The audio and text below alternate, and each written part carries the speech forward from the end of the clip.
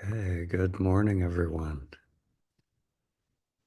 Oh, here we are already, last day. Uh, Time is so interesting on these retreats. Um, I'd love to, after a little talk here, I'd love to do a final check-in. Really looking forward to just hearing your insights, your takeaways. Uh, the wisdom that tends to come alive at these retreats. So, before we dive into that, I usually at this point in the retreat, I talk a little bit about what you could call integration, um, but that concept is like everything on the path. It's a bit of a paradox. So people will often ask, about returning to life, returning to the matrix.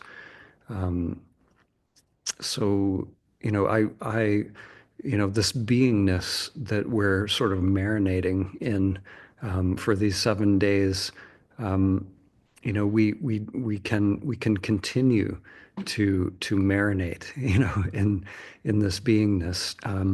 So rather than talking about returning to life or going back into the matrix, I think sometimes I'll sort of preface it in those terms, but I think today I'd rather talk more just about what Maya is, what samsara is, and how there's this sort of illusion of identification of the false I. Um, so yesterday, I loved what came up talking to Zoo, actually. I love, she said, the difference between heaven and hell is a single thought.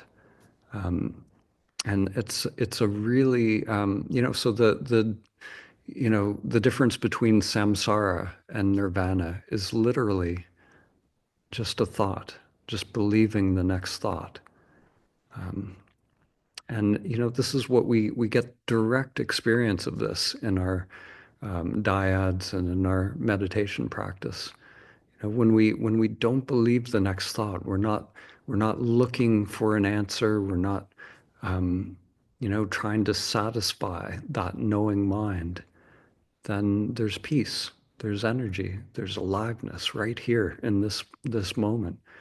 Um, and that's it. It's you believe the next thought, and then we can get caught in the dream. The script, the character, it's playing out, and if the sense of I is on that character, um, that dream um, can play out for years, for decades. Um, so really, it comes down to not believing the next thought.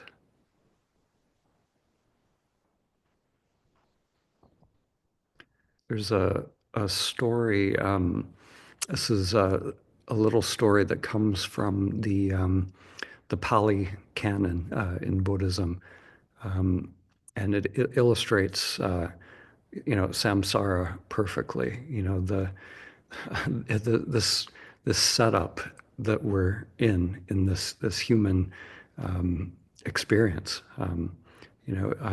So the way the story goes is there's a um, there was a group of monks living with the Buddha, and they're living outside of this little town.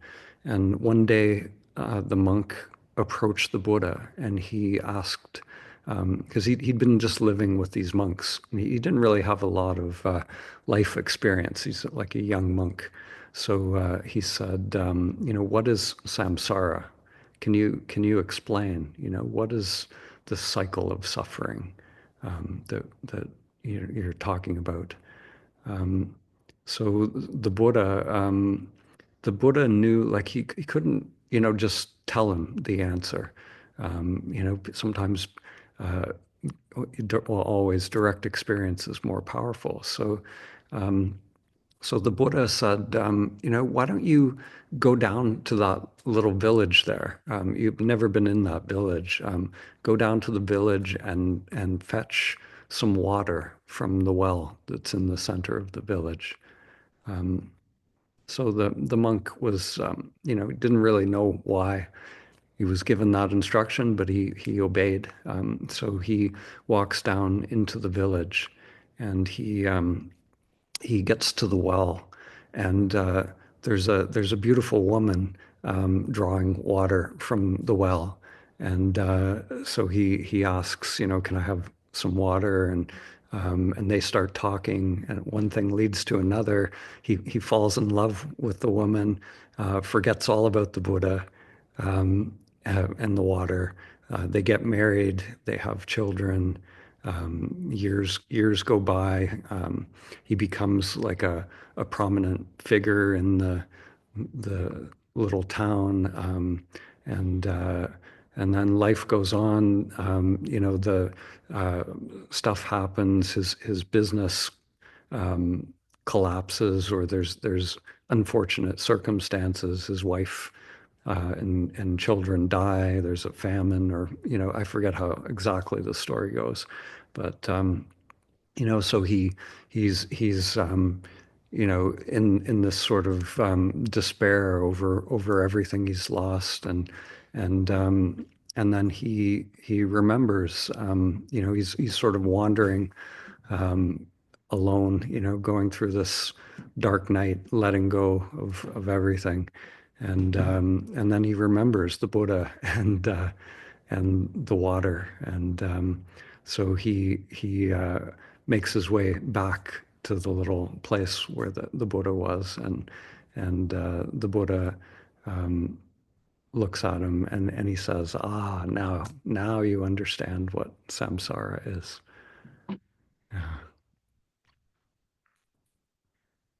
Yeah, so a single thought, and it's not that there's anything wrong with experiencing life. Like, this is the journey. It's not, um, But if our fulfillment and our happiness is contingent upon those life experiences, the life is about an infinite variety of experiences. So it's not about, rejecting, having a family or all these, beautiful facets of life. It's just, anything.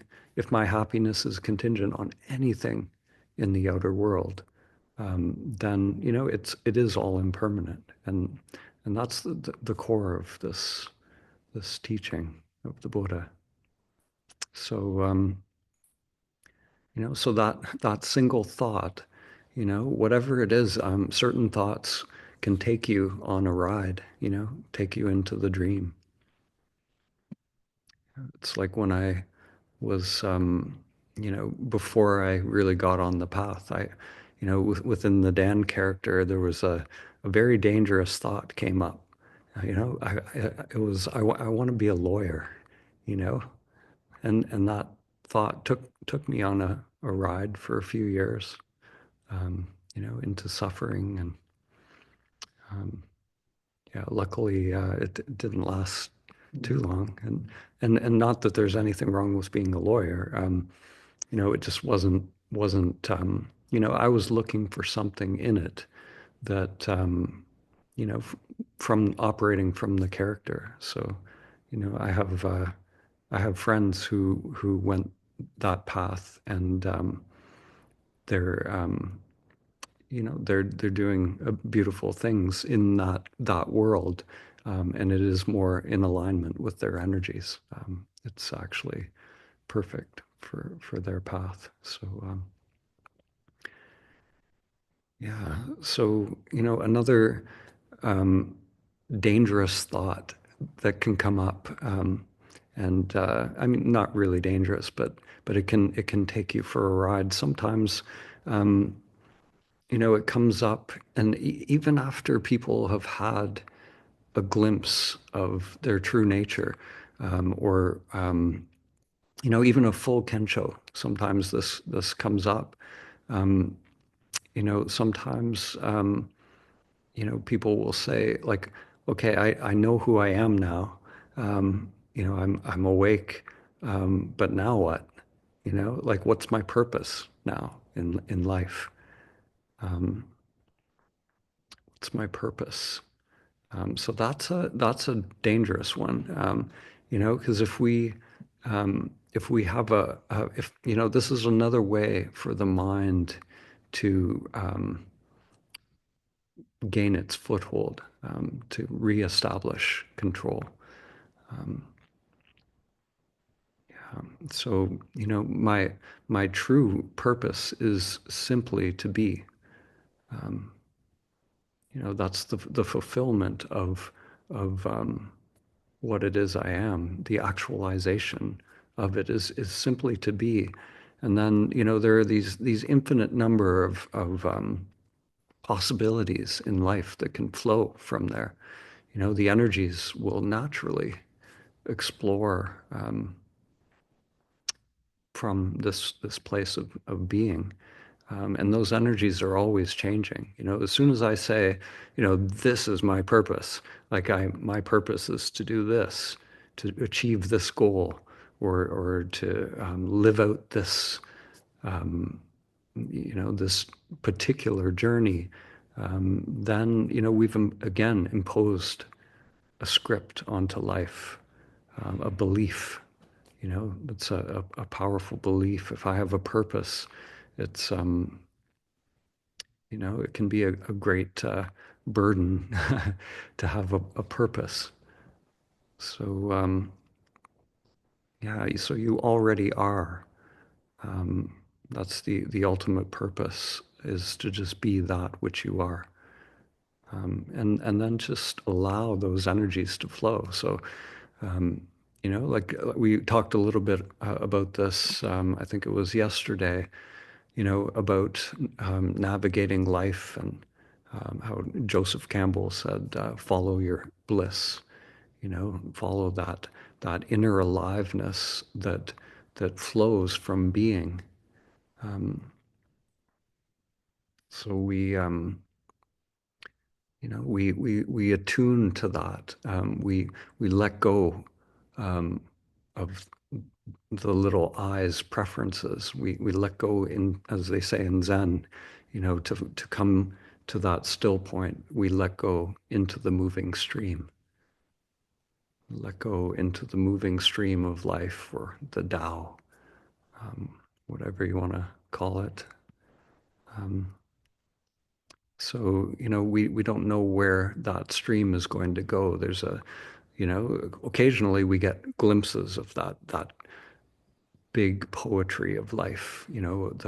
We'll have a sense of the big picture, but quite often we're on that journey, and we can attune to it. You know, it's like the whole on. We're this little part, but yet we're part of this greater whole, this greater um, human organism, universal organism, um, spiritual um, organism, or whatever whatever you want to call it. Um, so yeah, so the mind can come in with all sorts of things that can sort of appropriate, you know, what has unfolded for us in a retreat like this. Um, so this if we one big one is the spiritual ego. We can go back to life, and maybe we had an awakening, or whatever happened here. A glimpse, or peak experience, all of these um, unfoldings, sometimes there is this dropping away of the I thought. And then when that, the vrittis start up, the vasanas for most people are still in play in the unconscious. So in a different situation, the I thought comes back, and the I thought will say, I did it. I awakened. And that I will then start, you know, creating a whole persona around that, a new spiritual persona. Sometimes, getting that glimpse, can, again, believing that thought, I am awake. I can lead to a whole new dream, you know, that I that believes it's awake can start, writing books and become a spiritual teacher, and before you know it, there's a whole new construct of identification there. Um, Very, very, very common.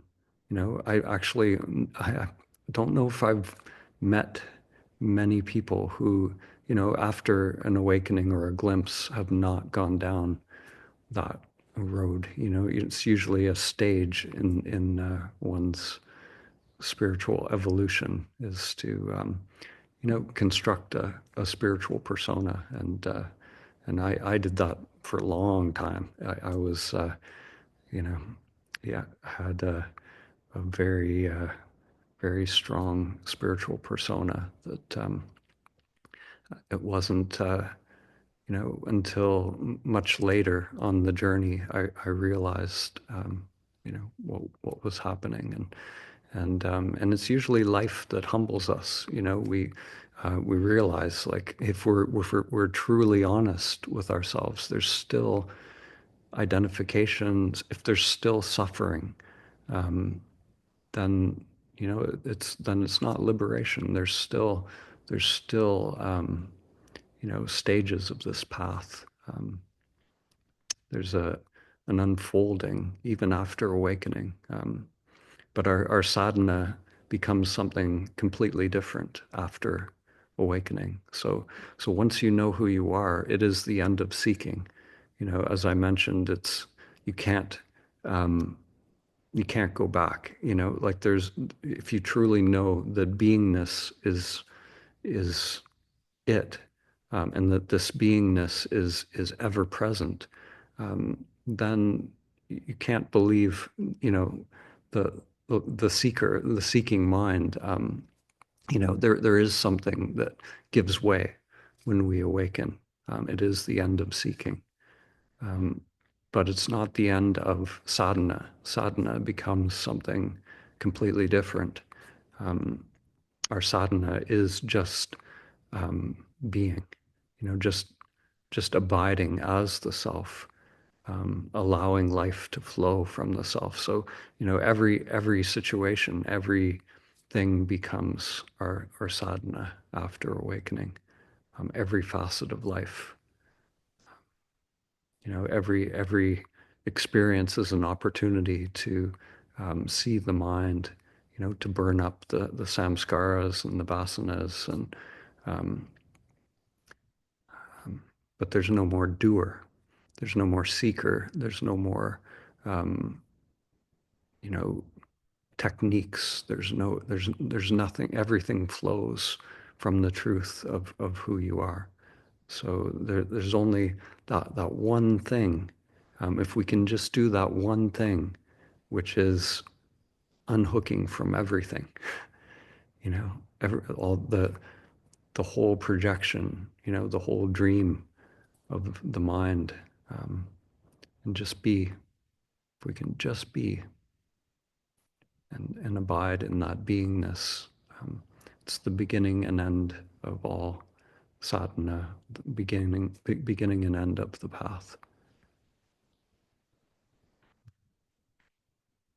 So life will present these, situations to, bring about this ongoing purification. So, there are, when we're in a retreat like this, it's a limited sort of, like the dyads bring about all sorts of different situations, but there are situations in life that they just won't occur during a retreat like this. So maybe there's, certain vasanas, certain maybe certain anger or frustration is only triggered in certain life situations. So when these certain outward conditions are met, then that will come to the surface. So when we go back into life, we can expect this to happen. There's and invite it. It's awesome if we, if we think something comes up from the unconscious and there's a identification happening again. The tendency is to think, oh, I lost it. I felt so good at that retreat, and now I lost it. You know, but no, that's not how it works. When we abide in being, just like in the dyads, we intend to directly experience who we are. It is an invitation. It's a space where this ongoing purification can happen. So it's not a problem. Whatever state comes, whatever experience comes, if we can see the truth of what is happening, burn it up. You be happy when that comes because there's a deeper purification happening. So when we go back, maybe certain things are triggered by certain people, family is a really good one, so we get to see what's in play in the mind, whatever that is, all these different things will become evident, the character's tendencies and whatever it is. Maybe it's a lot of these things have come up for so many people in the dyads, like the need for validation or approval, fears of abandonment or perfectionism or idealizing things, or maybe it's aversion to authority, whatever it is. We all have our unique, our characters' embedded patterns, these subtle tendencies that are imprinted through life, through past experiences. Sometimes in the traditions they say, they even come from past lifetimes. So, and who knows? Yeah, I don't know. But whatever they are, it's when they come up, we feel it fully. We have an opportunity to observe that I thought, to question that I thought. Who do these patterns belong to? Who am I that is just aware? So they, of course, always belong to the character. And yeah, so if we allow ourselves to, feel everything, like they, often, a lot of teachers talk about embodiment. This is part of the ongoing work. Is the embodiment or the deepening of the making of this human bridge, to be to not only know who we are but become a living embodiment of that, to demonstrate, to experience, to express, to co-create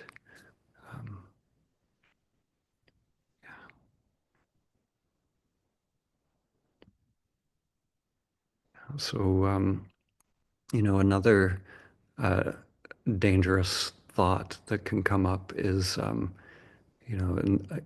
I've sort of alluded to this already, but I'll just say it in a different way because this is another big one. You know, we have these beautiful experiences, and um, the mind will say, how do I stay awake continuously in life? Um, and of course, like the I that is asking that is the false I that believes that awareness is not here already. So that false I that's asking, how do I stay awake continuously? That is the sleeper. That's the one that never wakes up. You know, that scripted character will never wake up. The you that you think you are will never wake up. Um, we awaken, we recognize that awareness, the truth of who we are, was never that character. So we just don't believe that thought. If we get caught up in that thought, then again we go for the ride. Um, we the dream plays out. So this is one of the biggest. I would say the fundamental delusion of the mind is this, seeking pleasure, avoiding pain. Um, this is really at the root of that I thought. So preferring one state over another. So if we can just allow these states to come and go, you know, comfort, uncomfort, discomfort, yeah, blissful states, identified states. Who is the one that is the knower of this entire continuum? And as we like, if we look in Zen, at those ox herding pictures, there, the paradox to all of this, if we can just let everything be as it is, at the same time, there is this development process happening. There is a developmental part that the self structure gets wired for samadhi over time. So there is, there is the possibility of a continuous samadhi state, but that's the highest of all realizations on this path. This is like the continuous samadhi, like sahaja samadhi or turiyatita. Um, this is we're talking about you know, the tiniest fraction of beings that have ever reached that peak. And they almost all invariably have like religions named after them, So these are the big guys, the Buddha, Jesus, Um, they're you know, so we are somewhere on that continuum. Most of us are, uh, we don't know what the flowering of any particular life is. And that's the beauty of this multifaceted human experience. There's um, some of you probably know Terence McKenna. He's really known for exploring consciousness with mushrooms and stuff. But he had a beautiful sort of talk that he did, and he said, the universe is a novelty conserving engine. Um, it's a novelty conserving engine. So it's like this creative engine that's always creating new possibilities. Um, and each human life is a unique new possibility. Um, so it's not about, emulating what the Buddha did or Jesus or, Ramana Maharshi. The paradox in his life, it's like he had this awakening when he was very young. The self was fully realized, but yet, at that very young age, he went off and he sat for years in total silence, in deep meditation, in the deepest samadhi, the deepest turiya, Nirvikalpa Samadhi. To the point where bugs were eating his body. Um, so, even, sometimes, people will think, you know, like a life like that is, the highest potential, and it is, but every life is the highest potential. Um, so he, staying in that deep meditation for 10 years, there was this um, deep purification, a deep rewiring, and gradually, he he he created he became this interface with the world. But at the beginning, he just sat. There was just pure being shining through, um, sitting in silence. That being, that luminous beingness was just his teaching at the beginning, and then words came. Um, so life wanted to, express and live through him in a very particular way. Um, but not all of us, the path that life energy is leading us into all different experiences and possibilities. So, um, the full bloom for one person might be, having a family and, um, realizing who they are through that life experience, or creating art or whatever it is, or um, being a librarian, or there's any possibilities. Um, there's a famous Zen poet who lived back when there was a very tyrannical regime, and his life was just picking rice in the rice fields. But he was like fully awake, writing this incredible Zen poetry at nights, and the outward conditions were totally insane, but it didn't matter. He was alive. He was awake.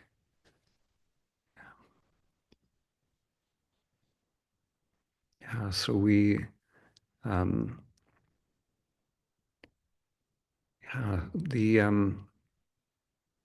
yeah, really, for me, it comes down to a don't know mind. You know, really just allowing ourselves to truly um, let go of that knowing mind. Whenever there's knowing, if I think I know how something should be, then there's resistance to what is. Um, so all knowing in the mind is suffering. It's a crazy thing to realize that, because our world is so the opposite of that. You know. But beingness, abiding in being, abiding in my true nature. There's no knowing in the sense of that mind knowing.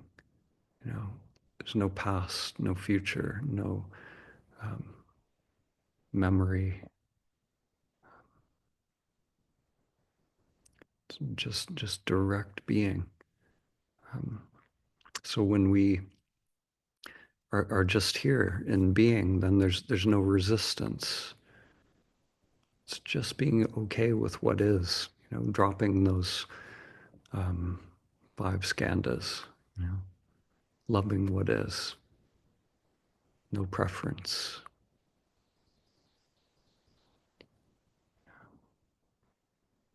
And that means no preference of one state over another.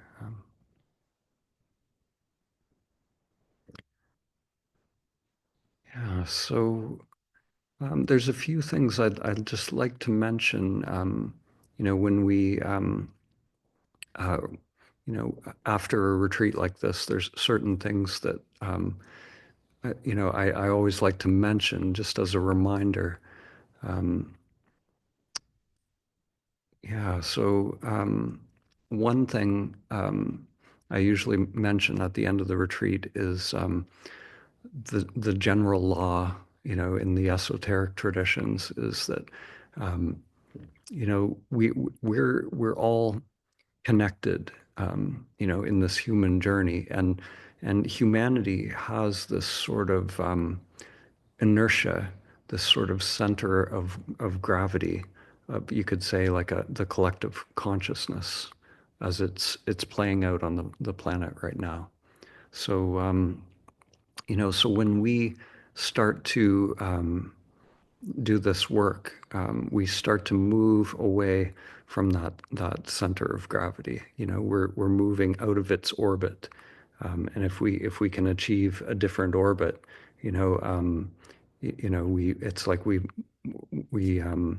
we're not getting pulled by that inertia anymore. So the general law is that uh, it people who are in that center of gravity will try to pull us back. So, friends and family, and it's not out of malevolence or anything bad, but it's just, they'll see that perhaps we're not operating the same way as we always were, and they might think, something's wrong. Something's wrong with Dan. He's not playing into the drama as as usual, and or he's not. Um, yeah, there might be maybe an aloofness, or they might think that you don't love them anymore. But it's just that a lot of times what passes for love is actually just these codependent attachments that we have with others. So there's this tendency to try and get us to uh, you know behave the way that we always have. Um, and there's a metaphor or an analogy with I think it's with is it crayfish or yeah, I think it's crayfish.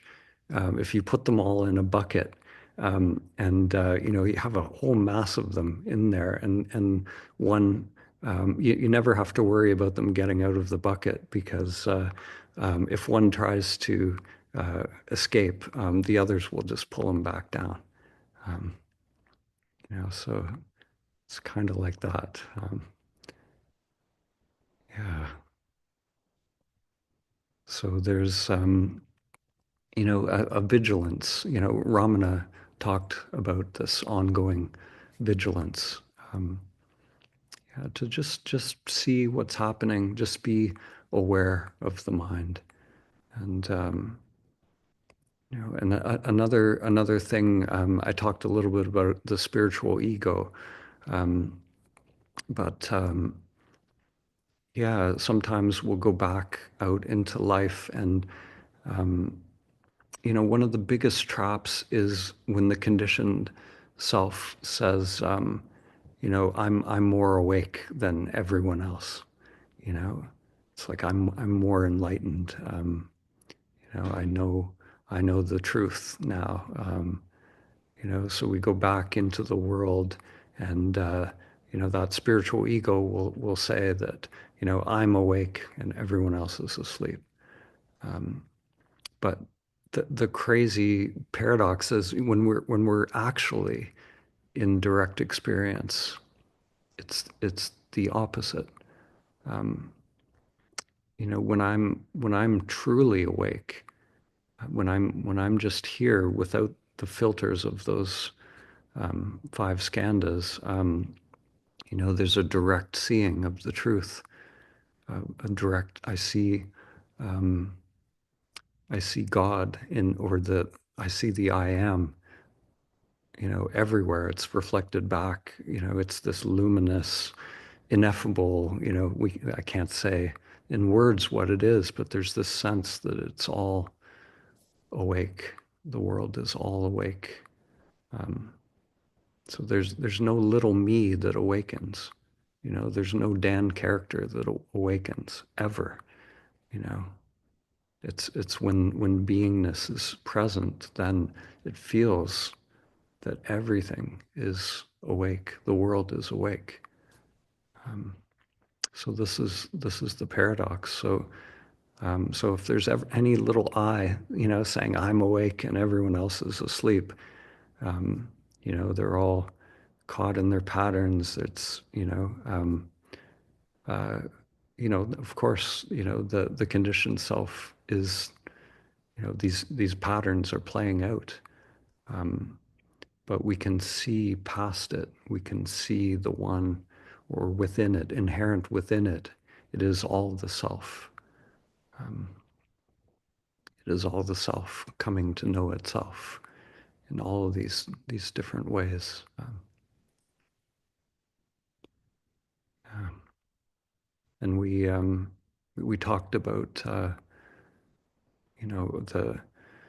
the challenges of the dream, the wars and the torture, violence, animal cruelty, all these things. Um, this is all a consequence of the egoic mind.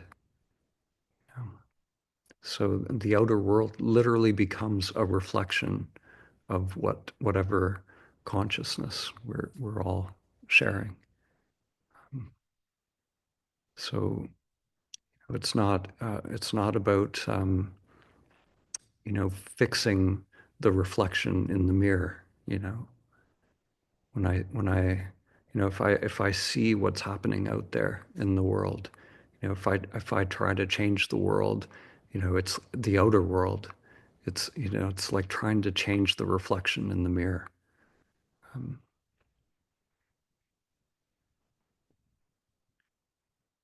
so it's coming to know ourselves, and then the inner will reflect the outer will reflect the inner.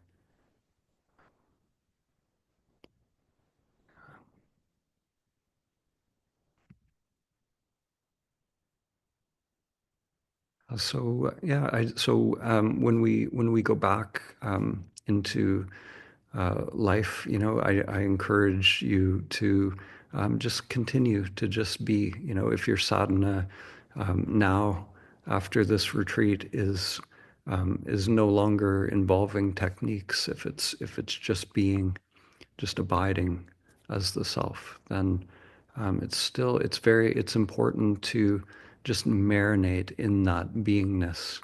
Allow the remaining vasanas and samskaras to burn up. Um, and if the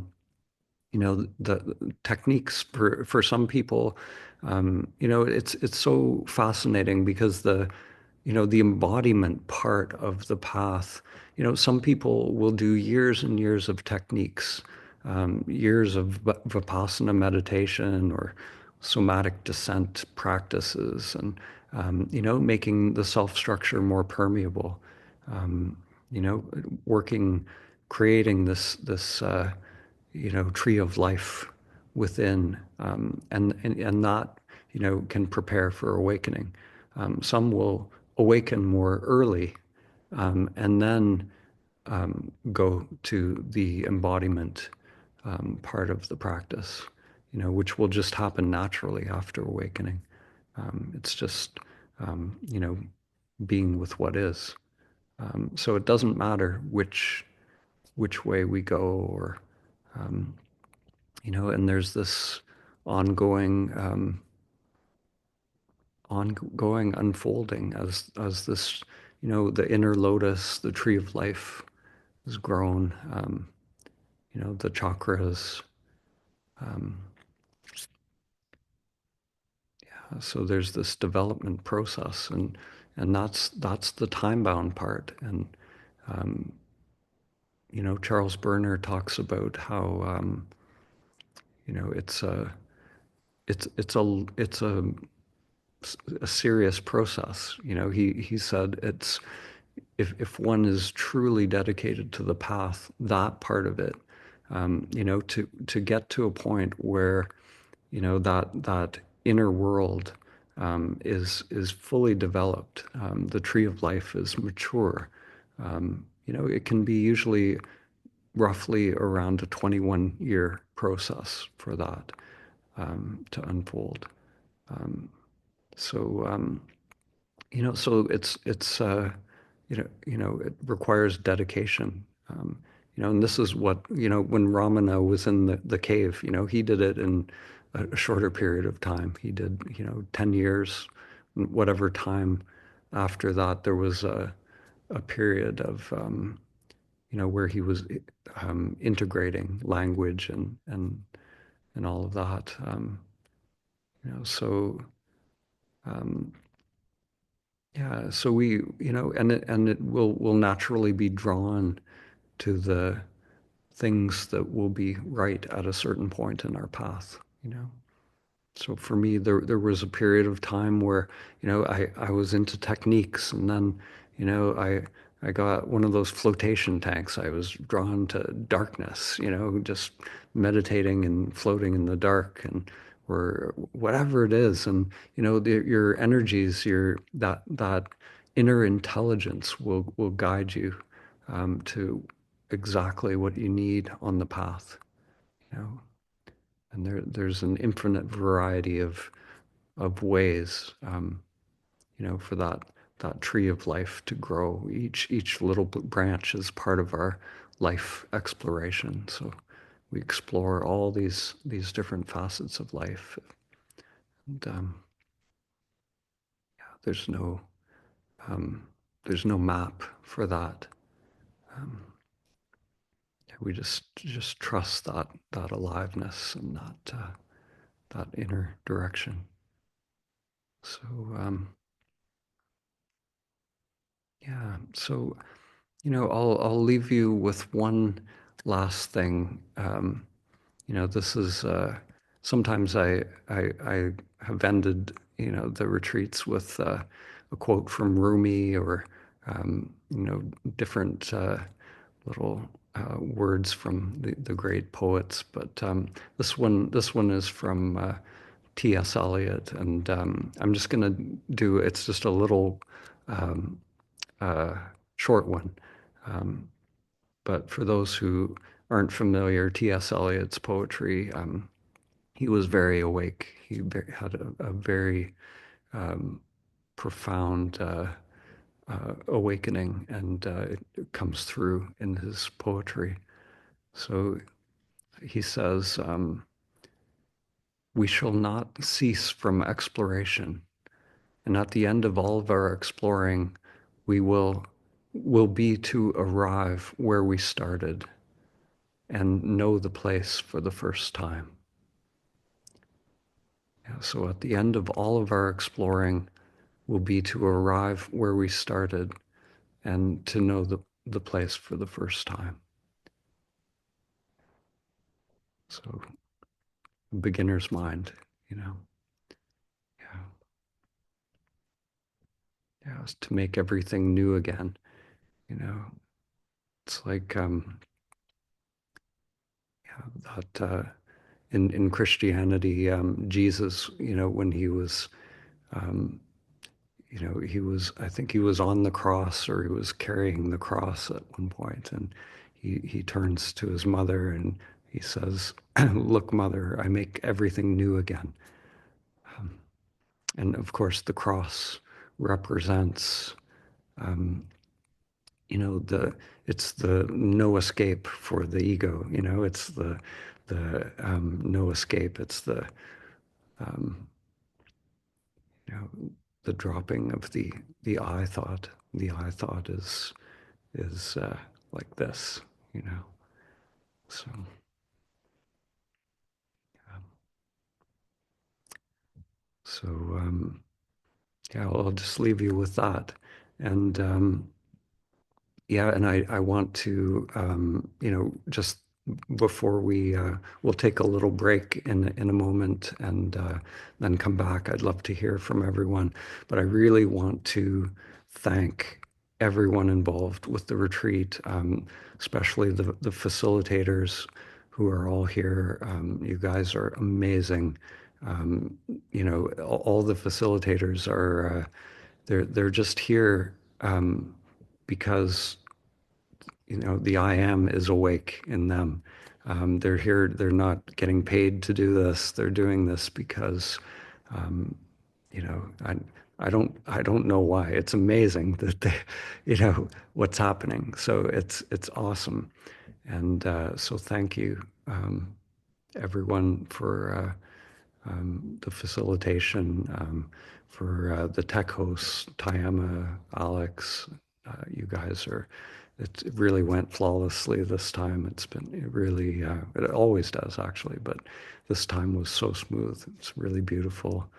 Um, and of course, Lila, who has, she's been in the background, answering countless emails, signing people up, behind the scenes.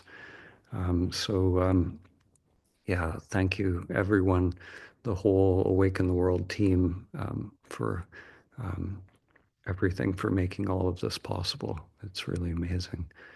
And yeah, before we go to a little break, I'll just mention, so I will be sending out, a big email, a follow-up email, and it has all kinds of stuff in it. So it's going to have all kinds of resources. Um, I'll connect you with Chad. I'll try and get that playlist, of the for the breath work as well. See if he'll give that to me, and that was really awesome. And we, yeah, all different teachings and pointers that have been given through the retreat. We have all those materials in PDFs as well. So I'm going to include, everything in the big email, and the for those who don't know, a lot of you are, kind of familiar with the Awaken the World kind of ecosystem of all the stuff we have happening in the mornings and evenings, daily meditations and everything. So you're welcome to join us, in those meditation sessions. We have the Eastern Standard Time and the Pacific Time meditations every day, daily. There's a community website, and the really cool thing that is happening right now is, the I Am app is ready for beta testing. So you might have seen on the, schedule page, at the bottom, tonight at 7 o'clock, we're going to do our very first test of the I Am app.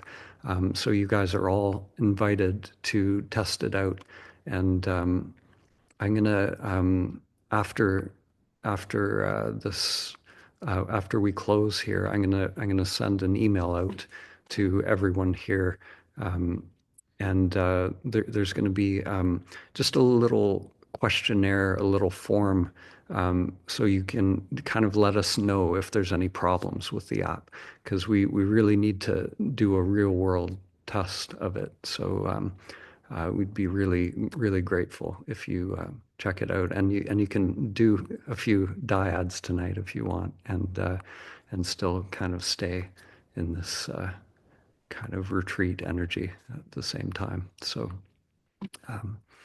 yeah, so we'll try that out, and yeah, I think see if that's it. I think that is about it.